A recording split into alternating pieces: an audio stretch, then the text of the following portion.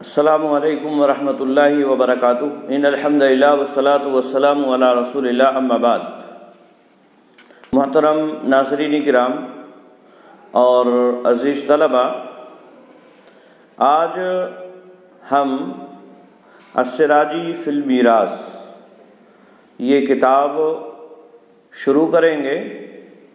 اس سے پہلے دروس میں ہم نے آپ کے سامنے علم میراث کی تعریف، اس کا موضوع، غرض و غایت اور اسی طرح سے اس علم کی اہمیت سے متعلق چند باتیں بیان کی تھیں، اور اسی طرح سے قرآن مجید میں میراث سے متعلق، ترکے سے متعلق جو احکامات اللہ رب العالمین نے تفصیلاً بیان فرمائے ہیں، ان آیات کی مختصر تشریح آپ کے سامنے رکھی۔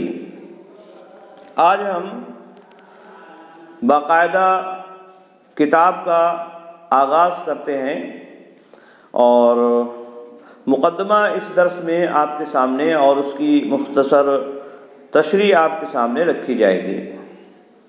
چنانچہ مؤلف فرماتے ہیں: بسم اللہ الرحمن الرحیم، الحمد للہ رب العالمین حمد الشاکرین، والصلاة والسلام علی خیر البریۃ محمد وآلہ الطیبین الطاہرین۔ قال رسول اللہ صلی اللہ علیہ وسلم: تعلموا الفرائض وعلموها الناس فإنها نصف العلم۔ مؤلف نے اپنی کتاب کا آغاز بسم اللہ اور اللہ رب العالمین کی حمد اور نبی اکرم صلی اللہ علیہ وسلم پر درود و سلام سے کیا ہے۔ جیسا کہ بسم اللہ سے آغاز اللہ رب العالمین نے خود اپنی کتاب کا کیا ہے۔ قرآن مجید میں ہم دیکھتے ہیں بسم اللہ الرحمن الرحیم موجود ہے ابتدا میں، تو یہ گویا کہ کتاب اللہ کی موافقت میں ایسا مؤلفین کرتے رہے ہیں۔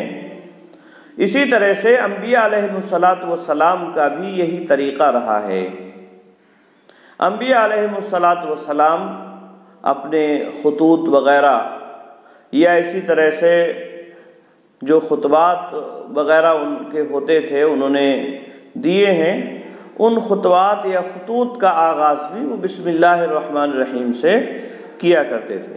چنانچہ قرآن مجید میں حضرت سلیمان علیہ السلام کے ایک خط کا ذکر ہے سورہ نمل میں، اور اس خط کی ابتدا میں حضرت سلیمان علیہ السلام نے بسم اللہ درج کیا، بسم اللہ سے اس خط کا آغاز کیا، قال بسم اللہ الرحمن الرحیم۔ تو یہ انبیاء علیہم السلام کا بھی طریقہ ہے، اور اسی طرح سے نبی اکرم صلی اللہ علیہ وسلم نے بھی جو خطوط شاہان عالم کے لیے بھیجے تھے، دعوت توحید ان میں دی تھی ان بادشاہوں کو، تو ان خطوط میں بھی آپ صلی اللہ علیہ وسلم نے بسم اللہ اور اللہ رب العالمین کی حمد سے آغاز کیا، جیسا کہ کتب احادیث میں ان خطوط کے نمونے موجود ہیں۔ تو یہ ایک طریقہ مؤلفین کا اور مصنفین کا رہا ہے قرآن مجید کی اقتداء میں، انبیاء علیہم السلام کے طریقے کی اقتداء میں۔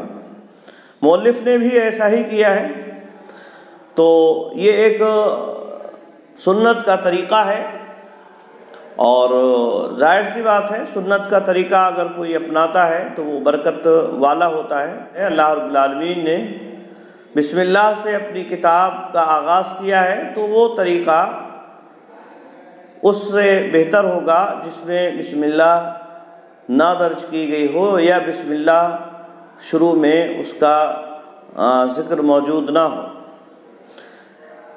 یاد رہے اس تعلق سے بعض روایات بھی مروی ہیں جن میں یہ بات مروی ہے کہ اللہ کے نبی صلی اللہ علیہ وسلم کے حوالے سے کہ آپ صلی اللہ علیہ وسلم نے فرمایا کہ جس نے کوئی محتم بالشان کام بسم اللہ سے شروع نہیں کیا تو وہ دم بریدہ ہے، برکت سے خالی ہے۔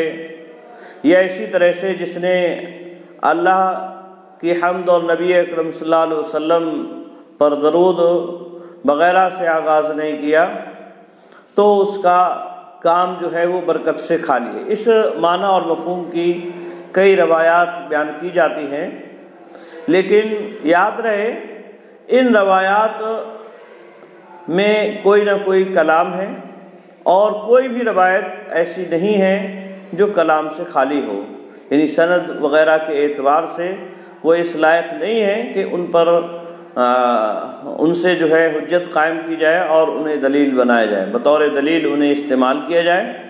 بہرحال یہ ایک الگ بات ہے کہ وہ روایت ضعیف ہے، اور یہ ایک دوسری بات ہے کہ یہ طریقہ بسم اللہ کو ابتدا میں لکھنا اور پھر حمد و صلات سے اپنی بات کا آغاز کرنا، یہ طریقہ مشروع ہے جو کتاب و سنت میں انبیاء علیہم الصلاۃ والسلام کے افعال سے ثابت ہے، اور اسی طرح سے اللہ رب العالمین کی کتاب قرآن مجید سے بھی یہ طریقہ ثابت ہوتا ہے۔ تو مؤلف نے بسم اللہ الرحمن الرحیم شروع میں کہا، شروع میں با ہے، با حرف جار ہے، اور اسم مجرور، جار مجرور سے مل کر کے متعلق ہوا کرتا ہے نحو کے قواعد کے مطابق، اور وہ فعل بھی ہو سکتا ہے اور اسم بھی ہو سکتا ہے۔ فعل ابدؤ میں ابتدا کرتا ہوں، یا اسی طرح سے اشرع میں شروع کرتا ہوں، اقرأ میں پڑھتا ہوں، اس معنی کے جو بھی افعال یہاں مقدر مانے جا سکتے ہیں۔ یا اسی طرح سے کھانے پینے کا آغاز کیا جاتا ہے تو آکلو میں کھا رہا ہوں، یا اشرب میں پی رہا ہوں، تو یہ افعال اس سے پہلے مقدر جو بھی موقع اور محل کے مناسبت سے مناسب ہو وہ اس سے پہلے مانا جا سکتا ہے۔ یا اسی طرح سے اسم بھی اس سے پہلے مقدر مانا جا سکتا ہے، ابتدائی میری ابتدا، یا شروعاتی میری قراءتی میری قراءت، میرا پڑھنا۔ تو اس مناسبت سے کوئی بھی اسم جو موقع اور محل کے اعتبار سے ہے وہ اس سے پہلے مقدر مانا جا سکتا ہے۔ اب یہ ایک الگ بحث ہے کہ فعل ماننا بہتر ہے یا اسم ماننا بہتر ہے، تو بہرحال قرآن مجید میں دونوں سے ابتدا ہے، فعل کا بھی ذکر ہے اور اسی طرح سے اسم کا بھی ذکر ہے۔ جس سے چاہے آدمی آزاد ہے، انسان آزاد ہے، قاری آزاد ہے، وہ اپنے چاہے فعل مانے یا اسی طرح سے اسم مقدر مانے مان سکتا ہے۔ اور اللہ کے نام سے، اللہ یہ اللہ رب العالمین کا ذاتی نام ہے، اور یہ اس میں مشتق ہے جو الہ یا لہو، عبادت کرنا جس کا معنی ہوتا ہے اسی سے ہے۔ الہ یعنی وہ ذات جس کی عبادت کی جائے، تو اللہ سے مراد یعنی ایسی ذات جو صحیح معنوں میں عبادت کی مستحق ہے، یعنی جو حقیقی طور پر عبادت کے لائق ہے، ایسی ذات کو اللہ کہتے ہیں۔ اسی لیے یہ اللہ رب العالمین ہی کے لیے لفظ بولا جاتا ہے، کسی اور مخلوق کے لیے اس لفظ کا اطلاق کرنا یہ جائز اور درست نہیں ہے۔ اسی طرح سے اللہ کی ایک صفت آئی الرحمن، رحمان کا مطلب ہوتا ہے رحم نازل کرنے والا، رحمت سے ہے یہ، اور مبالغے کا صیغہ ہے، یعنی بہت زیادہ رحم نازل کرنے والا۔ اور رحیم یہ صفت کا صیغہ ہے، اور اس کا بھی معنی ہوتا ہے نہایت مہربان، بہت زیادہ رحم کرنے والا، نہایت مہربان۔ یعنی میں آغاز کرتا ہوں اللہ کے نام سے جو نہایت رحم کرنے والا اور بڑا مہربان ہے۔ تو یہ دو صفت لفظ اللہ کی لائی جاتی ہیں، رحمان اور رحیم۔ یہ کس اعتبار سے؟ یہ بھی کہا گیا ہے اس میں کہ رحمان کا تعلق ایسی ذات سے ہے جس کی رحمت تمام جہانوں کے لیے، تمام انسانوں اور تمام مخلوقات کے لیے عام ہے۔ یعنی رحمان ہے اللہ رب العالمین، سب کے لیے رحمان ہے۔ دنیا کے اندر اللہ رب العالمین کی رحمت عام ہے، کوئی بھی ہو، انسان ہو، جن ہو، یا اسی طرح سے چرند پرند یا اور جو بھی دوسری چیزیں ہوں گی، وہ سارے کے سارے لوگ یہاں اللہ رب العالمین کی رحمت سے فیض یاب ہو رہے ہیں، اس کی رحمت سے فائدہ اٹھا رہے ہیں۔ یعنی رحمان ہے اللہ رب العالمین، دنیا کے اندر اس کی رحمت سے سارے لوگ فائدہ اٹھا رہے ہیں۔ اور رحیم کا مطلب یہ ہے یعنی اس کی رحمت مومنوں کے لیے ہوگی قیامت کے دن، آخرت میں یہ رحمت اس کی اللہ رب العالمین کی مومن بندوں کے لیے ہوگی۔ اسی لیے قرآن اور حدیث میں یہ متعدی ہو کر استعمال ہوا ہے، یعنی اس کی رحمت مومن بندوں کے لیے ہے۔ یعنی رحیم ہے لیکن کن پر؟ مرحومین، یعنی جن پر رحم کیا گیا ہے، اور جن پر رحم کیا گیا ہے وہ کون ہے؟ مومن بندے۔ تو اللہ رب العالمین کل قیامت کے دن اپنے مومن بندوں پر مہربان ہوگا۔ تو رحمان کا تعلق دنیا سے ہے اور رحیم کا تعلق آخرت سے ہے۔ اسی طرح سے یہ بھی کہا گیا ہے کہ رحمان کا تعلق آخرت سے ہے جبکہ رحیم کا تعلق دنیا سے۔ تو یہ اختلاف علماء کے درمیان میں ہے۔ بہرحال معنی یہی ہے کہ اللہ رب العالمین بڑا مہربان اور نہایت ہی رحم نازل کرنے والا ہے اپنے بندوں پر۔ تو اس ذات کے نام سے ابتدا کی جا رہی ہے۔ کہتے ہیں مؤلف الحمدللہ رب العالمین حمد الشاکرین۔ الحمد میں یہ یا تو جنس کے لیے ہے یا استغراق کے لیے ہے۔ عربی زبان میں کئی معنی کے لیے آتا ہے۔ تعریف کے لیے ہوتا ہے، الجنس کے لیے ہوتا ہے، اور اسی طرح سے استغراق کے لیے ہوتا ہے۔ کبھی عہد ذہنی کے لیے ہوتا ہے اور کبھی عہد خارجی کے لیے ہوتا ہے۔ آئی بات میں؟ تو یہاں یا تو یہ جنس کے لیے ہے یا اسی طرح سے استغراق کے لیے۔ جنس کا مطلب یہ ہے کہ یعنی حمد جنس کی جتنی بھی چیزیں ہو سکتی ہیں وہ سب کی سب اس میں داخل ہیں۔ یعنی حمد کی جنس میں چاہے وہ زبان سے ہو یا اسی طرح سے حمد وہ جو ہے اعضاء اور جوارح سے ہو یا دل سے ہو، وہ حمد جو ہے چاہے نعمت کے مقابلے میں ہو یا نعمت کے بغیر ہو، ہر صورت میں حمد اللہ رب العالمین کے لیے ہے۔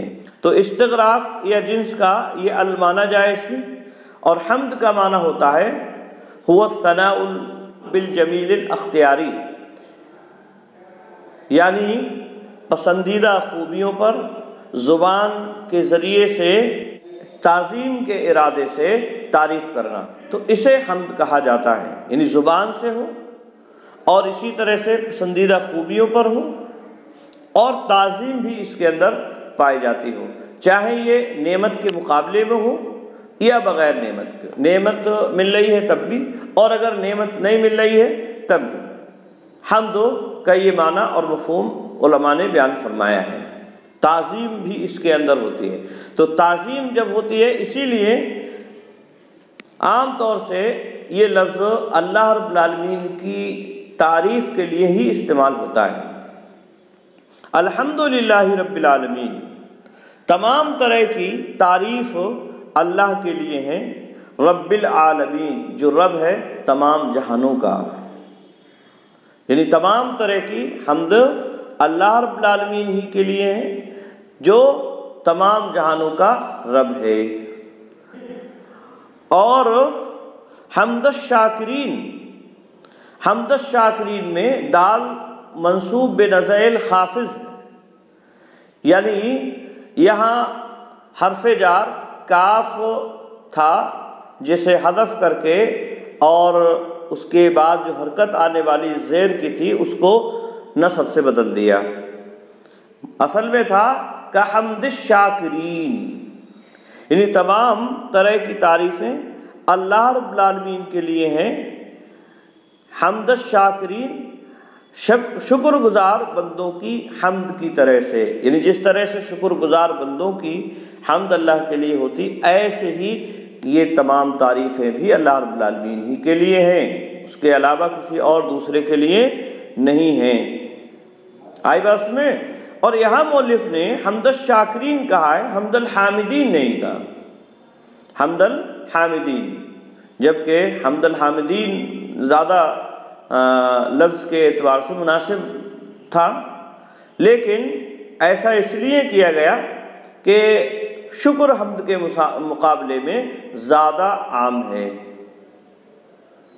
کیونکہ حمد یہ صرف زبان سے ہوتی ہے، یعنی حمد جو ہے یہ زبان سے ہوگی، جبکہ شکر کا معاملہ یہ ہے کہ یہ زبان سے بھی ہوتا ہے اور اسی طرح سے اعضاء اور جوارح سے بھی ہوتا ہے اور دل سے بھی ہوتا ہے۔ کسی کے ساتھ کوئی معاملہ انسان کرتا ہے تو وہ اس کے لیے سراپا شکر ہو جاتا ہے، اس کا دل اور اسی طرح سے اس کے اعضاء اور جوارح سب کے سب اس کے لیے ممنون اور اسی طرح سے مشکور ہوتے ہیں۔ آئی بات میں؟ تو یہ اصل میں معاملہ ہے، جبکہ حمد جو ہے یہ زبان سے ہوتی ہے، حمد یہ زبان سے ہوتی ہے۔ تو حمد الشاکرین یعنی شکر گزار بندوں کی حمد کی طرح سے اللہ ہی کے لیے ہیں تمام طرح کی تعریفیں، جو رب ہے تمام جہانوں کا۔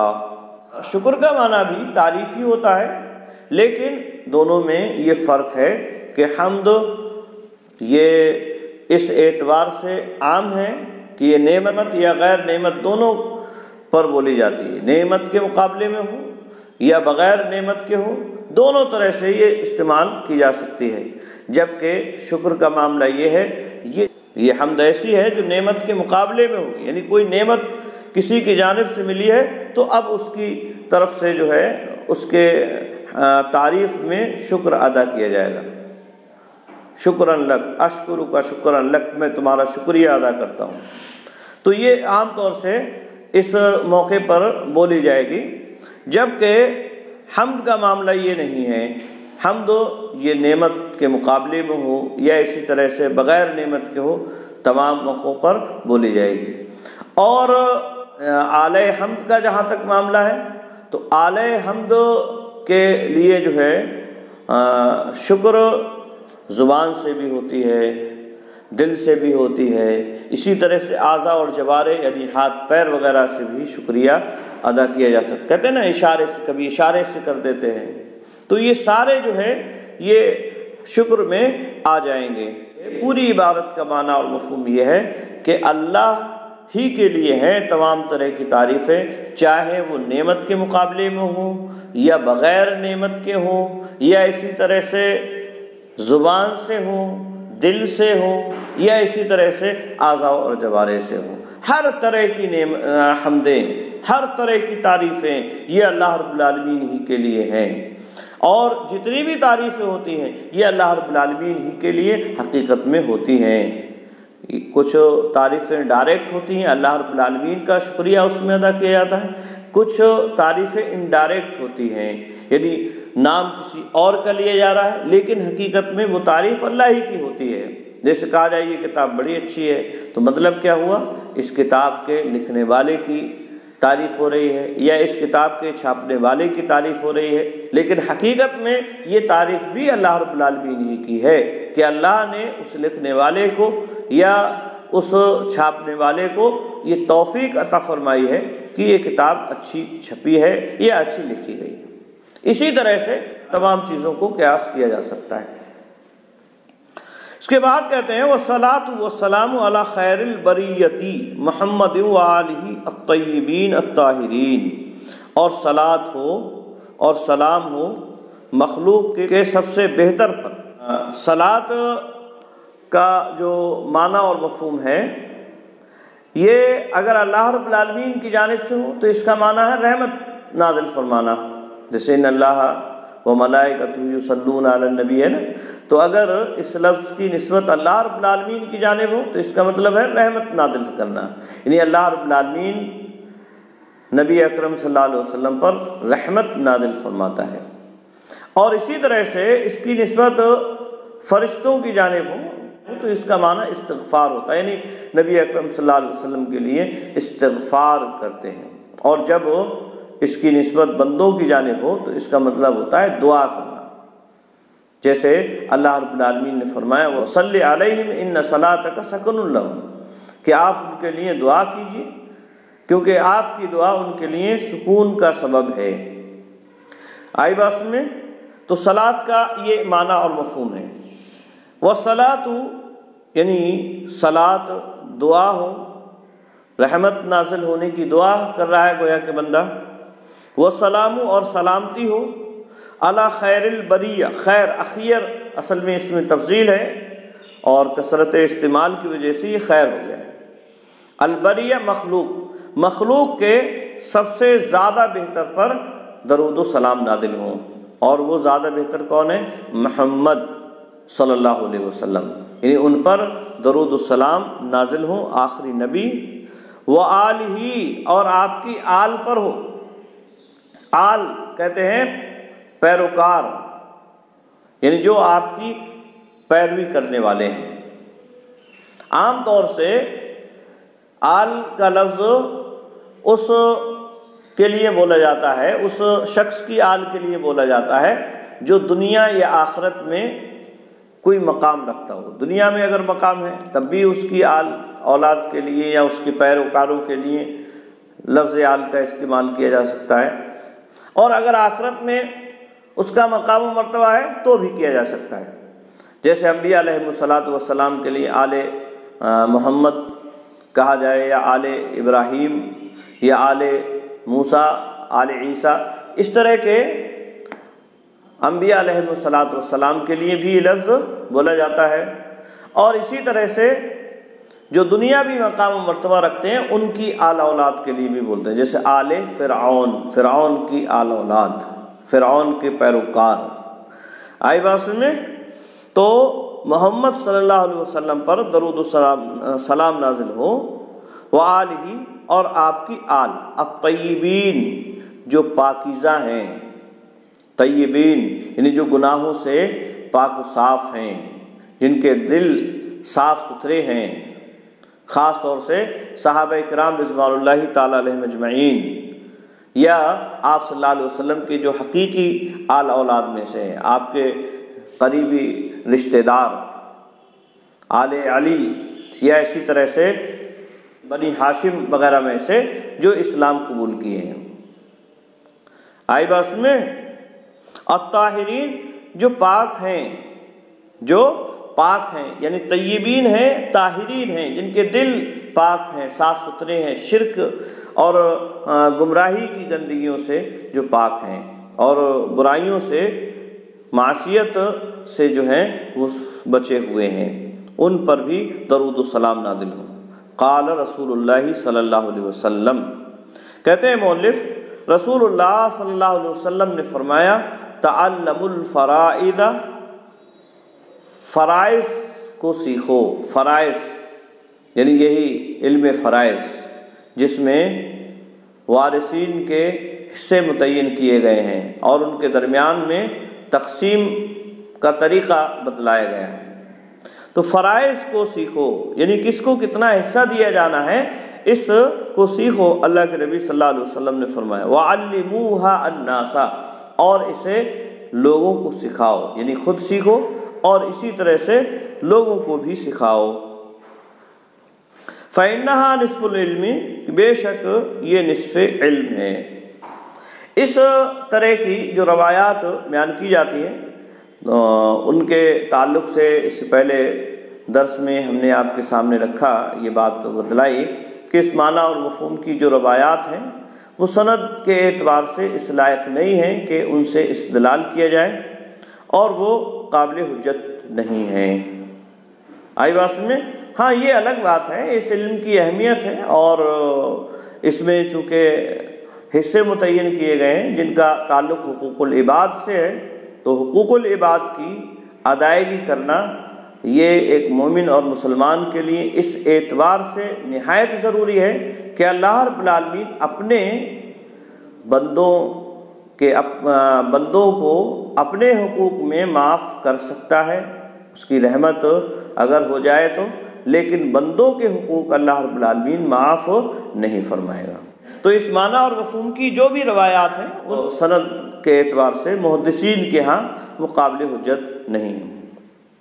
اچھا، دوسری بات یہ ہے کہ یہ مؤلف نے جو الفاظ نقل فرمائے ہیں محدثین کے ہاں یہ کسی بھی سند سے مروی نہیں ہے، یعنی محدثین نے ان الفاظ کو نقل نہیں فرمایا ہے، جبکہ یہاں مؤلف نے یہ الفاظ نبی اکرم صلی اللہ علیہ وسلم کے حوالے سے بیان کیے ہیں